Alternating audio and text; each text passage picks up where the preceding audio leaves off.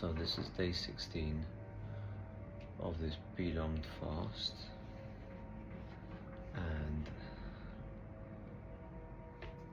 I've come to notice some changes about sleeping. I tend to sleep less, like 5-6 hours, but I can wake, once I'm up, it's very easy to fall back asleep. You know, dreams kind of linger throughout the day. There's no issue about forgetting them. They play in your head, in your subconscious. Almost you can see them with your eyes open. There's a topic that I want to touch upon that I know is relevant to the generation born within technology, you know, the millennials and onwards, and that is how our ego fits in to this, into recording ourselves and sharing that, or even if it's just recording, you know. I grew up with my dad recording me. Like, he videotaped me. I remember he'd play around with this old, I need to find the name out, I believe it was a Canon. It's one of those handheld ones with like the tube where you look through. It didn't even have the flappy screen on the inside yet. You would have to connect it to a TV, and it recorded little cassettes. But he'd play around with it. There were effects where, you know, you can do the mirror effect, black and white effect, the blur. We live in an era where everything is watched, and we're so aware of the vast audience that can access our media, our personal life, that naturally our ego has to, you know, adjust to that. You find a path, and the path can deviate, but you must continue. You know, you must find the law in which you can continue that authentic journey of yourself. Fasting has taught me that big time, to not be careless, I'm a lot more sensitive, but you're just more in touch with your inner self, and you're more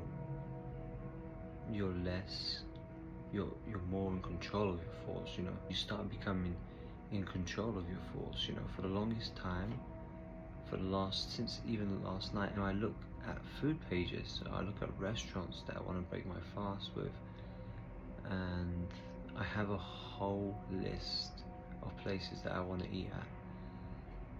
But today, things have just, I'm like, do I really want to eat?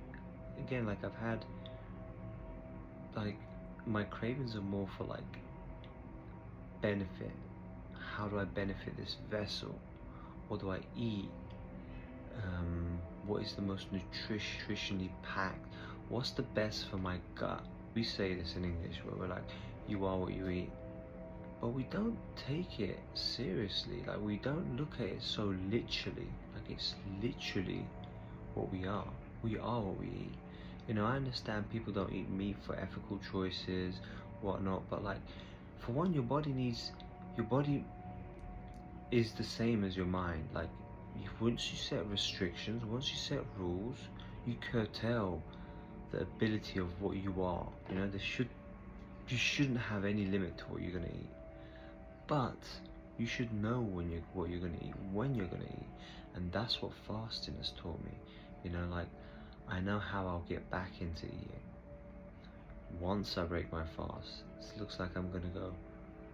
I was originally planning to do 34 days, but from the feel of things, I want to break my fast a day after my birthday, which is the day after Good Friday. My birthday's on Good Friday, so let's see how I break it, and how I get into it, and how I ease into it, because I believe eating should also be like thinking.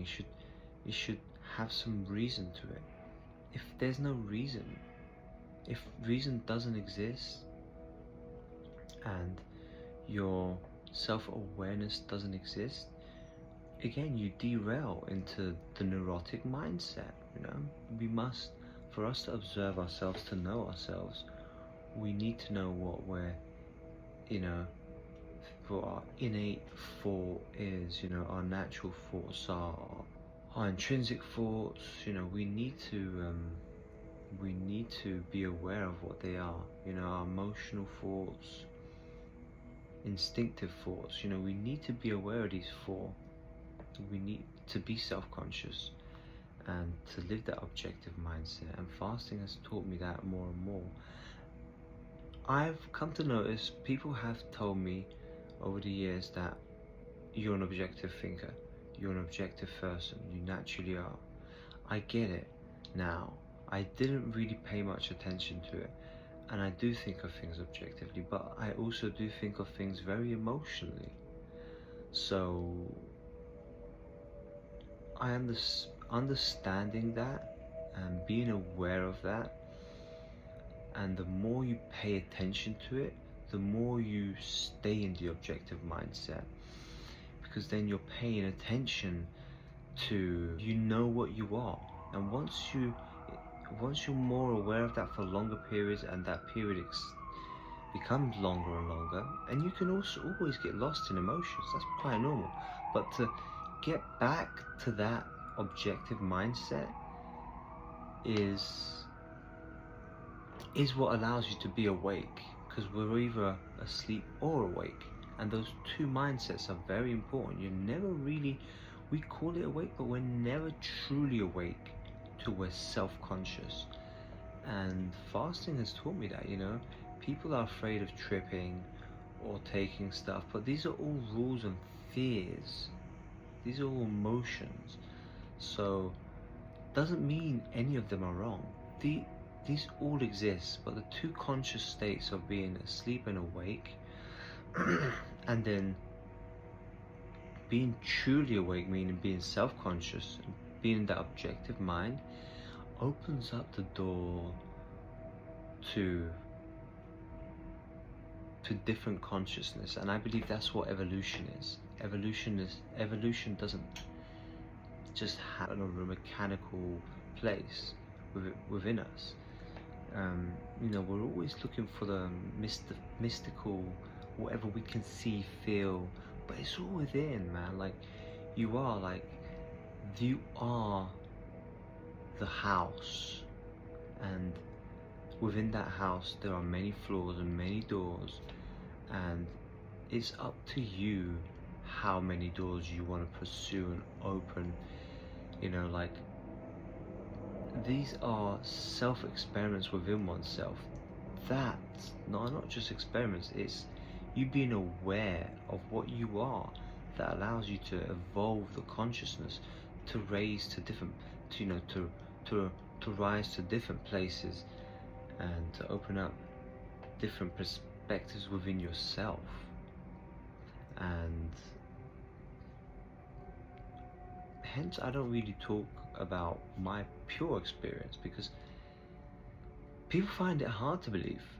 And also, I don't want anyone to think, anything more of anyone, because we all have that place, and it confuses us when we share our full experience, where people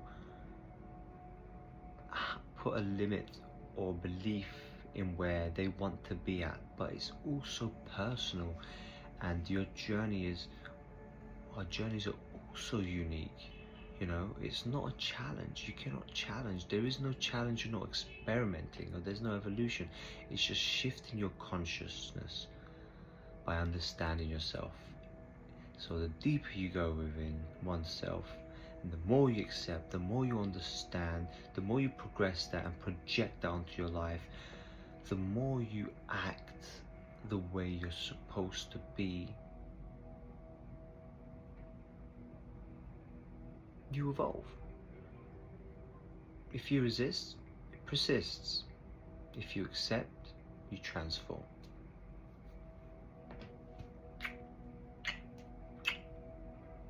So yes, intrinsic fasting is what I call it.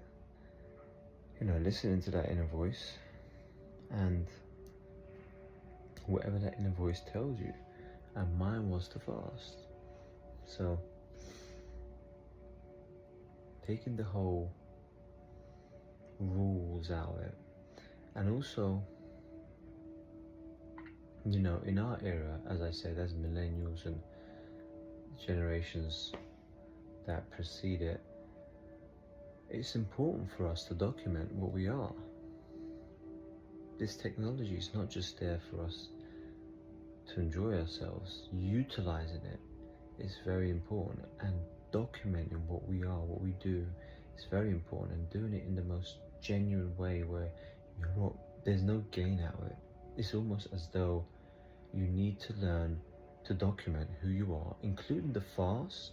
That I understand why we're not supposed to talk about it, because we're not supposed to want anything from the outside. But we live in an era where everyone is so much about doing what they want for themselves, but it's all in the name of consumption and comfort.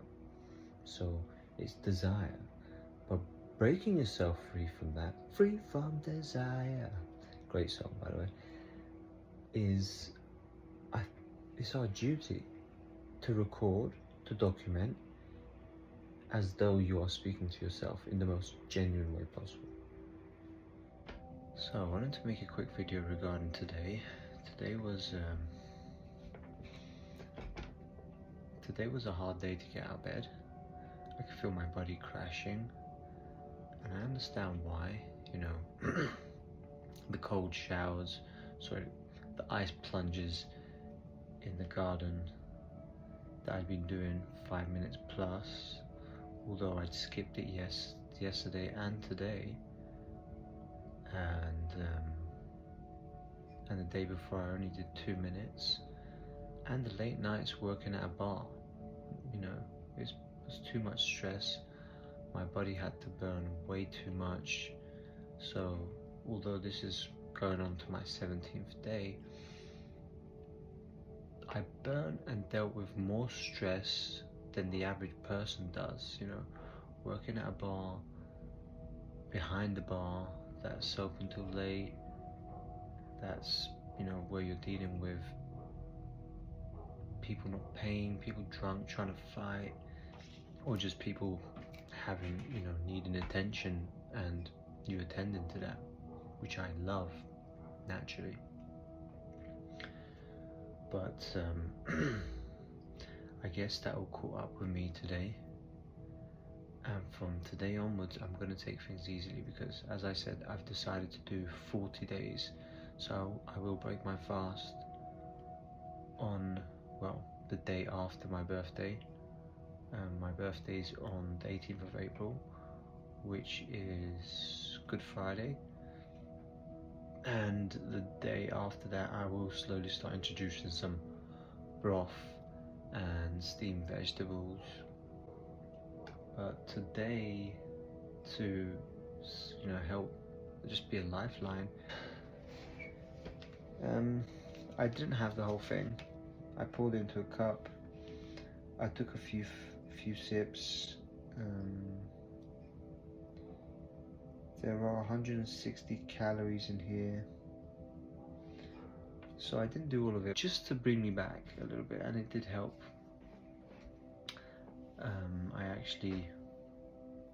My body conjured up a sweat, which